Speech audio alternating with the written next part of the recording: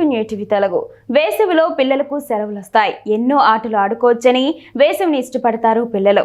అయితే ఇంత హ్యాపీనెస్ ని ఇచ్చే సమ్మర్ కాస్త జాగ్రత్తగా లేకపోయినా పిల్లలకు కొన్ని రకాల సమస్యల్ని తెచ్చిపెడుతోంది. ఇలాంటప్పుడు పిల్లలపై దృష్టి పెట్టి కొన్ని జాగ్రత్తలు తీసుకోవాలి. అవేంటంటే సమ్మర్లో పిల్లలు ఎక్కువగా ఎండ బారిన పడతారు. ఎండ తగలడం వల్ల విటమిన్ డి వస్తుంది, అది మంచిదే.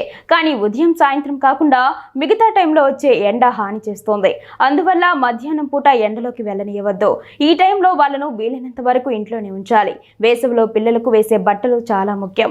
కాటన్ బట్టలు మాత్రమే వేయాలి. వదులుగా ఉండి చెమటను పీల్చే డ్రెస్సులు వాడాలి. ఈత కొట్టేటప్పుడు స్విమ్ సూట్స్ తప్పనిసరి. అలాంటివి వేసుకున్నప్పుడు సన్ ప్రొటెక్షన్ ఉన్నవే వాడాలి. అవసరం ఉన్నా లేకపోయినా ఇంట్లో ఖచ్చితంగా డీహైడ్రేషన్ డ్రింక్స్ తెచ్చి పెట్టుకోవాలి. గ్లూకోజ్, ఓఆర్ఎస్ పౌడర్ అందుబాటులో ఉంచుకోవాలి. వీటితో పాటు మజ్జిగ, షర్బత్, ఫ్రూట్ జ్యూస్ రోజు తాగించాలి.